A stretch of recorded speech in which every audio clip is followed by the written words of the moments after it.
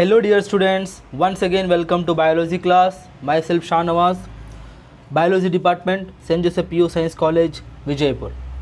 Students, in the last video we have discussed about the class Pisces. So let's discuss about the one more important class from the animal kingdom, phylum Chordata, that is class Amphibia. Students, basically amphibia are commonly called as what? Amphibians. As in this group we mainly see like frog, salamander, toad. Okay, so there are different types of animals we are going to see under this class. Let's have some of the general characteristics of this class Amphibia. Why do they called as amphibia? Everything we'll discuss. Students, basically what here class Amphibia is, moreover they are commonly called as amphibians. Students, why do they called as amphibian here? Because they living in both water and land but not found in the ocean. Students, basically what here, the group of amphibia animals are moreover going to live in both. That's reason we can consider here, students, just what you can consider means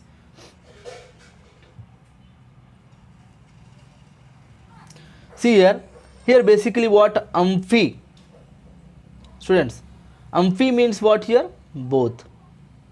Okay, so these are the animals which basically going to live in both water as well as on the land. That's reason moreover they are commonly called as what here? Amphibians basically. Okay, so I think you came to know about why do they called as amphibia. That's reason. Okay, now they are carnivore.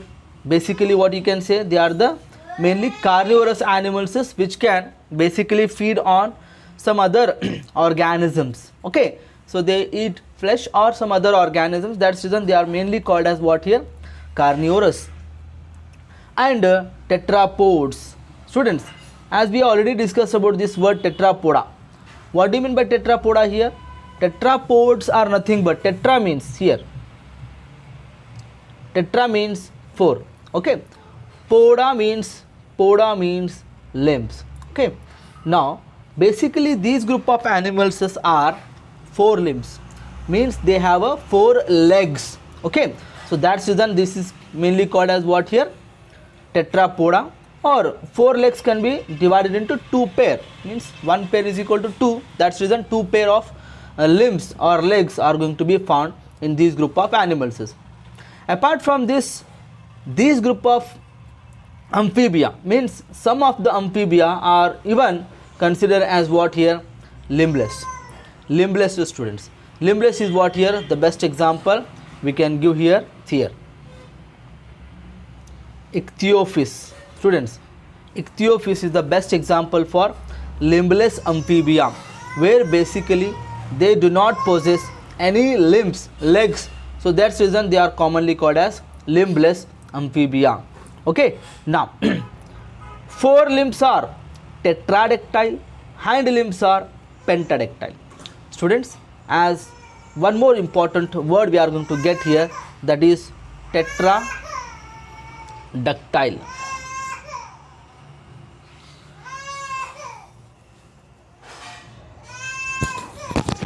सुपिया ले उसे.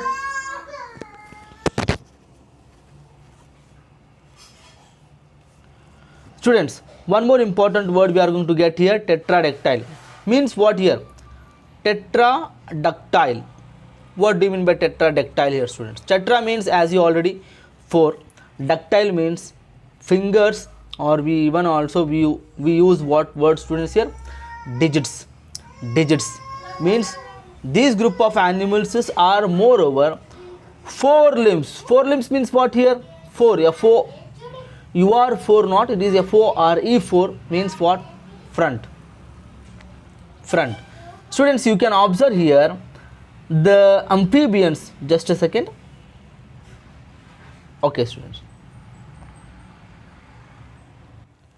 As according to the sentence, these are the front legs. Okay, this one and this one, students.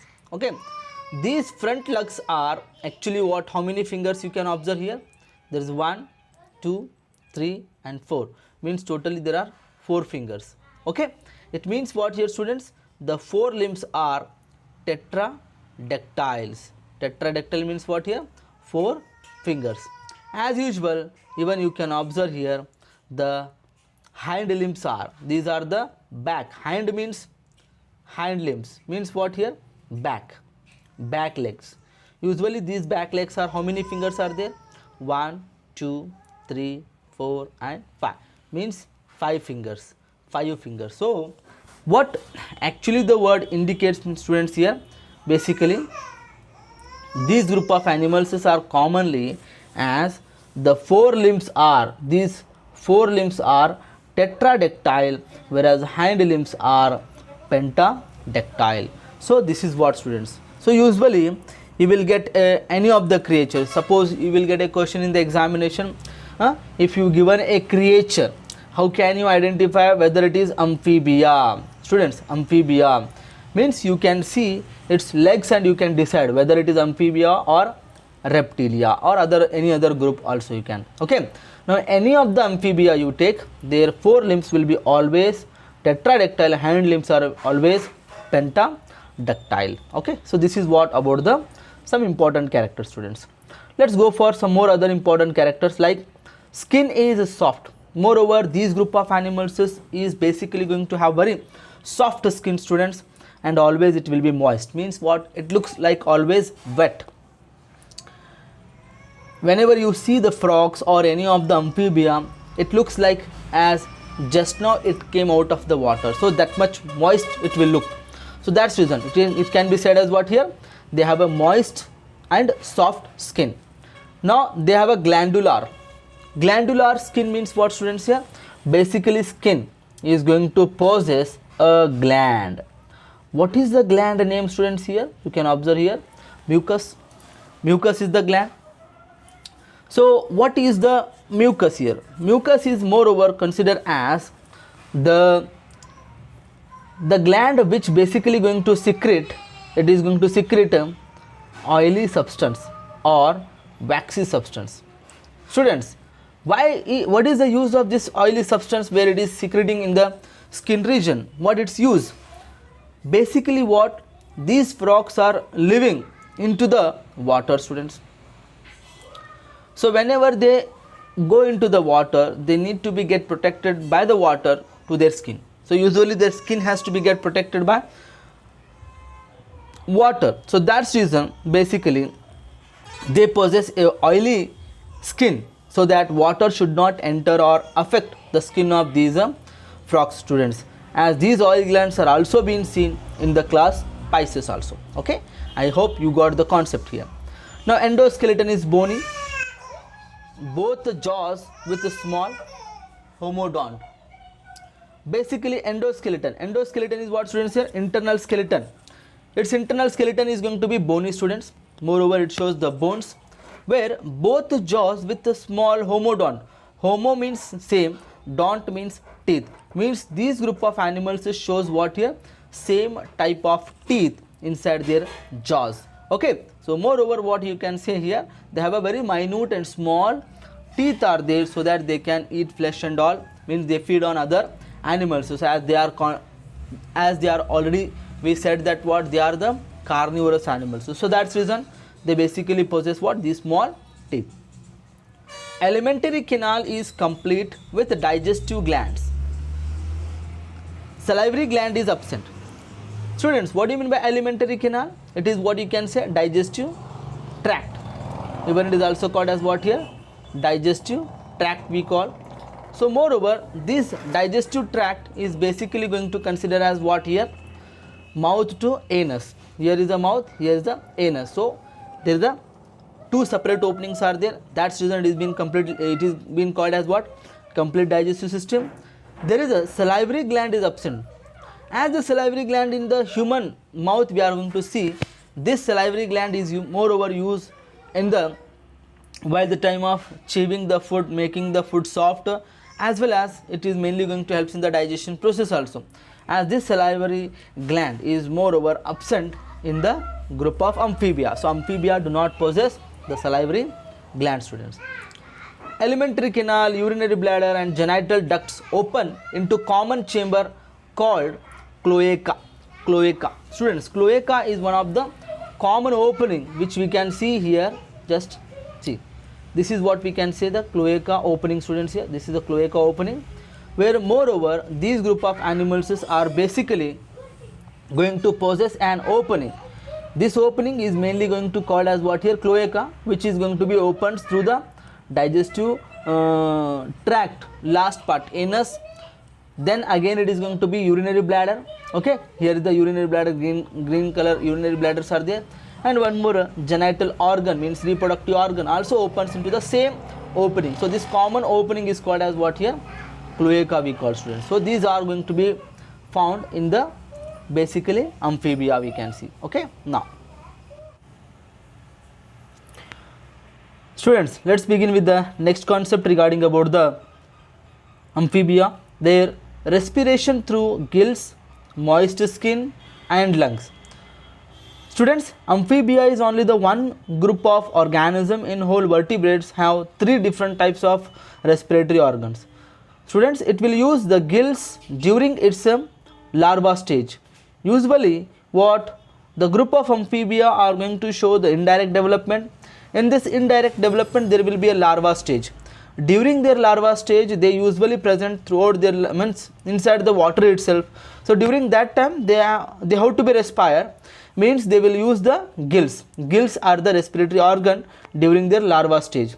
Whereas moist skin, whenever these amphibians come in the winter season and all, during that time the climate will be very moisture, so that's reason it is going to respire with the help of moist skin, means moist body surface used to be for the respiration purpose.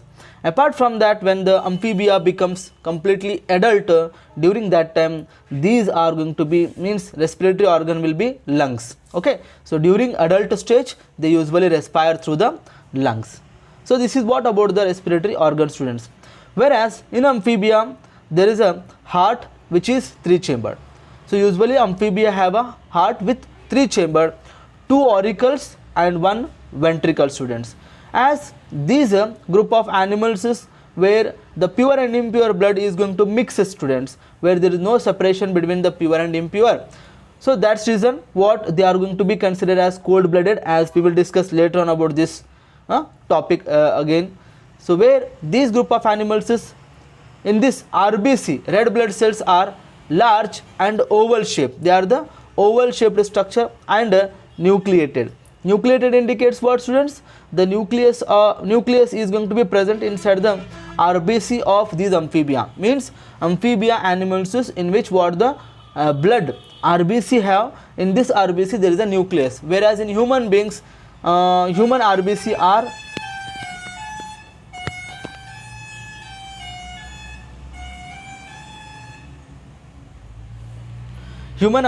are eunucleated, students. So that's reason here in the amphibia we are going to see RBC with the nucleus. Excretion by kidneys, there are pair of kidneys are going to be found in the group of these animals, as you can observe in the picture here. Students, this is what the picture of the kidneys here in the amphibia. Okay, there are pair of kidneys. This is one kidney, another one kidney. There are pair of kidneys are going to be present in the amphibia also. Okay, so they are ureotelic and uricotelic. Ureotelic means the animals who excrete their nitrogenous waste in the form of urea, and uricotelic means for the animals who release their nitrogenous waste in the form of, we can say, uric acid. So in this way what, students, the excretory system of amphibia can be observed. Now cranial nerves are 10 pairs, students, as even in the Pisces also we have discussed. Cranial nerves, the nerves which arises from the brain, usually the nerves which arises from the brain, which usually helps in control and coordination of the body. Okay, so there are how many pairs of cranial nerves are there here?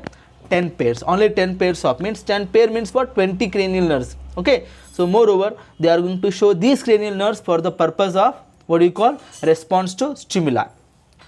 Apart from this, external ear is absent. Tympanum like structure is going to be present, students. Usually what, external ear which is going to called as commonly pinna.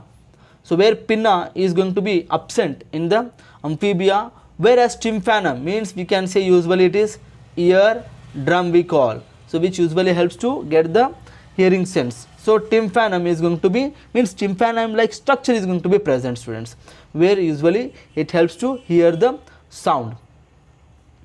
Now nostrils are connected to what you call vocal cord. This is actually vocal cord, students, just a slight spelling mistake. Vocal cord is there, where usually what you call, basically they have nostrils, means two openings are going to be present. These nostrils helps in what you call getting respiration. Okay, so they are going to be open at the vocal cord, not this is vocal cord. Okay, students, here nostrils are connected to vocal cord, students. Here vocal means what? Here usually not vocal, buccal. Okay, students, next characteristic is what? Here nostrils are connected to buccal cavity, students. Here it is buccal, actually what you call D is happen, buccal cavity. Inside the buccal cavity, what these nostrils are going to be opens, or they are going to be connected inside. Now they are cold blooded, pykilothermic. Students, cold blooded means what? The animals in which body temperature always keeps on changes, students. According to the climatic condition, body temperature is going to change.